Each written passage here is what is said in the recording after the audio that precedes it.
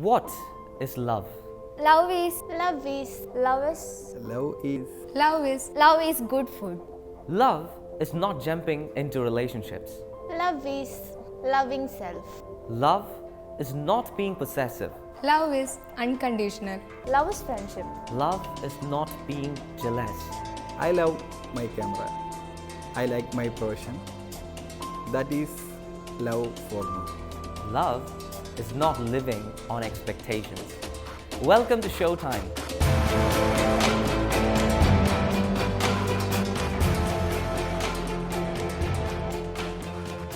Love and a room of possibilities are what we are about to explore today. Have you been in love with someone? Some of you might have gone through that, and some might even be experiencing it right now. Does the image of your lover come to your mind as I say this? Hey, wait a minute. I'm not talking just about the love between a male and a female. We all have a tendency to confine the thought of love or the word love to the relationship between a male and a female. Think about the different ways in which you have experienced love. Talk about it to yourself. The love of parents to children, the love among siblings, among friends, among colleagues, and the list goes on. And I have experienced these, but the love I still cherish so much is something else. Okay, come here. Listen, let me tell you something. I was a lecturer at Sri Narayana Guru College of Advanced Studies, SNGCAS. And I must say, we had an awesome batch of students there. Of course, they did do mischievous acts, they did quarrel with each other, or rather fought with each other, but I love them for what they are. When I say I love them, I mean it. Do you doubt? See it for yourself.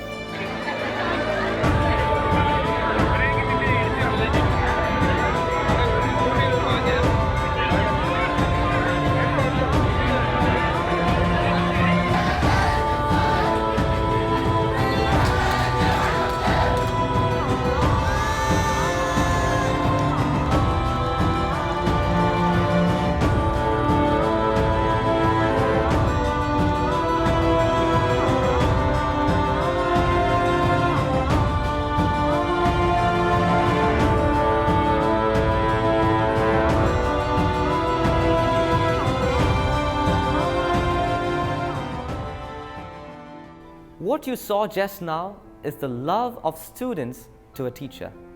I haven't done anything for them, literally, but I just love them. Please don't take this to be a kind of boasting or self-praising, but I was double-minded in whether to show this clipping or not. But I thought I should share it with you, as it would depict what I experienced as a possibility of what love can also be. That was the day I left college, and the rest is what you have seen. Not just in SNGCAS, in University College, I know a teacher named Kai Casey. Her students love her to the core. In SN College, Chamberanli, I know Manu Ramakansa, whom the students love upon as their heroic role model.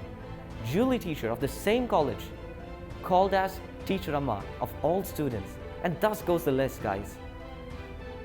Love for teachers will exist in this world as long as there is this wonderful and powerful group called students. Does the possibility of love end there? Not at all. There are more. But though I searched a lot for it, I couldn't satisfy me with a proper answer. But in that search, I found someone really interesting. She gave me a really interesting answer for the possibility of what love could be, and also the room of possibilities that we often misinterpret. She's an artist, and the best part here is that the definition of love got derived as she explained to me her painting titled Shivalink, The Doorway to the Beyond. Have a look at the painting.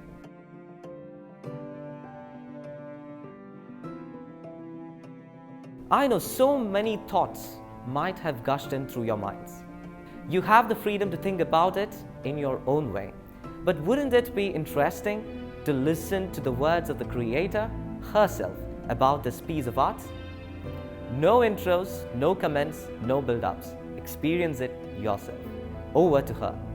I'm Chandini, a beginner in the field of art and expression of thoughts.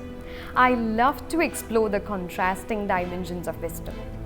In this painting entitled Shivling, the doorway to the beyond, I used shivling, which we all know in a different perspective, completely errant in terms of religion or myths. As there is a metaphoric description for shivling as the universe, which means doorway to the beyond. After posting the painting on social media, I dealt with offensive comments regarding the usage of this imagery of the encapsulation of yoni in phallus, which is the union or simply the coitus. I always had a doubt regarding the tabooness of coitus, which actually created us. The true meaning of union is always misinterpreted for procreation and pleasure. Yes, surely it is one among the many aspects of sex. I wanted to break those myths and consider it as a beautiful and sacred way of experiencing love. According to tantric physiology, the dead are reborn when the white seed of man successfully merges with the red seed of women. Spilt semen holds the possibility of a new life. Seed, whether white or red, is the most potent substance in the nature. I like to say the creative fluids. In religious aspect, these fluids are sometimes referred to as polluting or disgusting, which I completely disagree. I used chakras to depict the Kundalini awakening through the union of matter and soul. Kundalini is termed as the female aspect of latent energy lying coiled in our body. The six-pointed star is used in the picture to depict the Anahata chakra, which means sound produced without touching two parts. Anahata chakra appears to the possibility to integrate two opposite forces and to obtain the effect, thereby resonating love.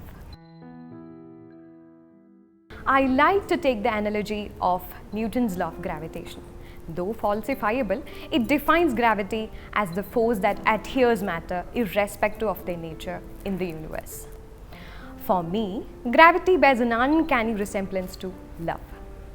Love attenuates the distance between two distinct souls. It holds the universe together with the perfect blend of the two prominent energies, which takes the form of masculine and feminine uniqueness. Masculine and feminine energies have nothing to do with the gender disparities. Coming to the last part of the painting, I used Friedman equation to form the backdrop, to picture the scientific aspects of birth of the universe and hid behind a number of layers of paints. The Friedman equations describe the evolution of a homogeneous and isotropic universe in Einstein's general theory of relativity. I would like to mark this art as my freedom of thoughts and keeping it open for varying perceptions.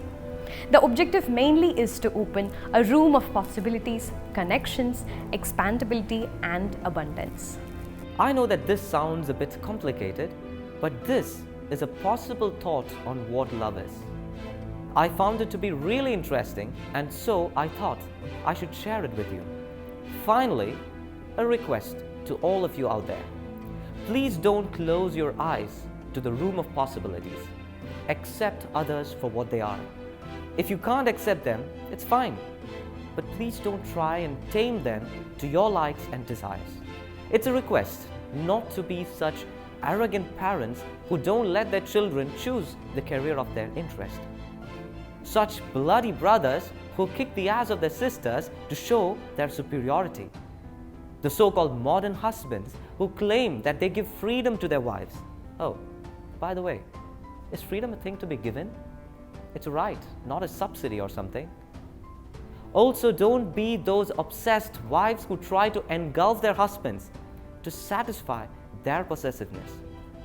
Finally, don't be those lovers who say, I'm yours and so you are mine.